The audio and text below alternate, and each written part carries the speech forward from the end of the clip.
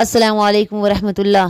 آج میں آپ کے سامنے ہارون رشید اور بہلول دانا کا ایک بہت خوبصورت واقعہ پیش کروں گی۔ خلیفہ ہارون رشید کے زمانے میں حضرت بہلول رحمہ اللہ علیہ ایک مشہور بزرگ گزرے ہیں۔ وہ بڑے پرہیزگار اور عقل مند آدمی تھے۔ لوگوں کو ہمیشہ اچھی اچھی نصیحتیں کرتے رہتے تھے، اس لیے لوگ ان کو بہلول دانا کہتے تھے۔ وہ عام طور پر شہر کوفہ میں رہتے تھے۔ ایک دفعہ خلیفہ ہارون رشید حج کے ارادے سے بغداد سے مکہ معظمہ کی طرف روانہ ہوا۔ اس کے ساتھ ہزاروں سپاہی اور خدمتگار تھے۔ جدھر سے گزرتا شور مچ جاتا تھا کہ خلیفہ کی سواری آ رہی ہے۔ جب اس کی سواری کوفہ کے قریب پہنچی تو حضرت بہلول شہر سے باہر راستے کے قریب ایک جگہ بیٹھے تھے۔ انہوں نے بیٹھے بیٹھے ہی آواز دی، ہارون ہارون۔ خلیفہ کا چہرہ غصے سے لال ہو گیا۔ اس نے پوچھا، یہ کون گستاخ ہے جو اس طرح میرا نام لے کر پکار رہا ہے؟ لوگوں نے کہا، یہ بہلول دانا ہے۔ خلیفہ نے ان کا نام سن رکھا تھا۔ اس نے اونٹ پر بیٹھے بیٹھے ہی کہا، فرمائیے آپ مجھ سے کیا کہنا چاہتے ہیں؟ بہلول دانا نے کہا، اے مسلمانوں کے خلیفہ، کیا تم نے حدیث نہیں پڑھی کہ رسول اللہ صلی اللہ علیہ وسلم حج کے لیے تشریف لے گئے تو نہ آپ کے ساتھ لاؤ لشکر تھا، نہ ہٹو بچوں کی آوازیں اور نہ کسی قسم کی شان و شوکت تھی؟ تمہیں بھی یہ سفر سادگی سے طے کرنا چاہیے اور شان و شوکت دکھاوے سے بچنا چاہیے تھا۔ یہ سن کر ہارون رشید کی آنکھوں سے آنسو جاری ہو گئے اور اس نے بہلول سے کہا، آپ نے بڑی اچھی نصیحت کی، کچھ اور فرما دیجئے۔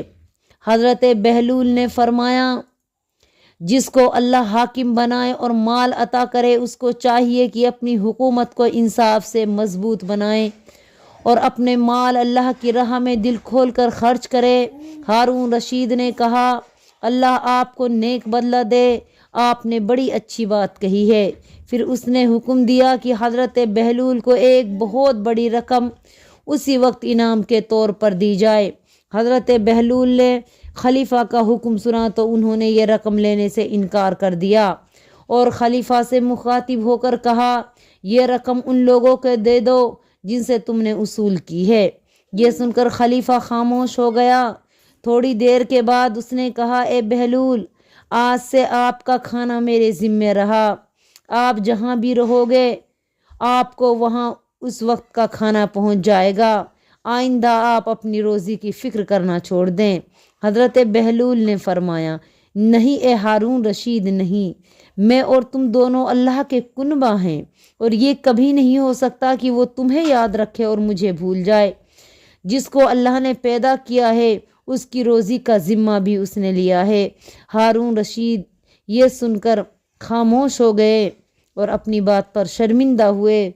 تو ہمیں بھی رزق کی بہت زیادہ تڑپ اور اپنے دل میں نہیں پیدا کرنی چاہیے، کیونکہ جتنا رب نے دیا ہے اتنا ہم کو ضرور مل جائے گا، اس سے ہم کو کوئی روک نہیں سکتا۔ میں نے حاتم طائی کے 4 قول پڑھے تھے۔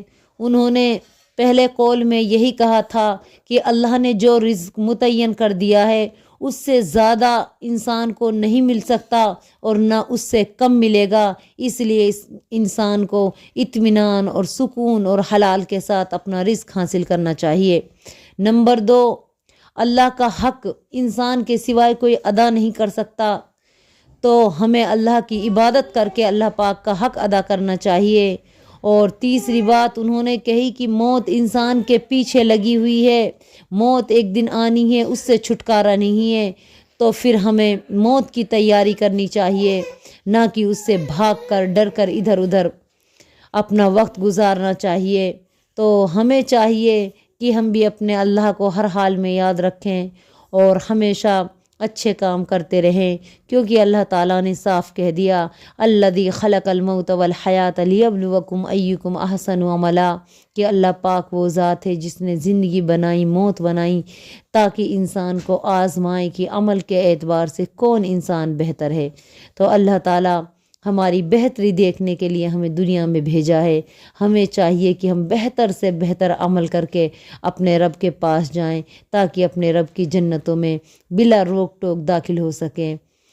آمین۔ السلام علیکم ورحمۃ اللہ وبرکاتہ۔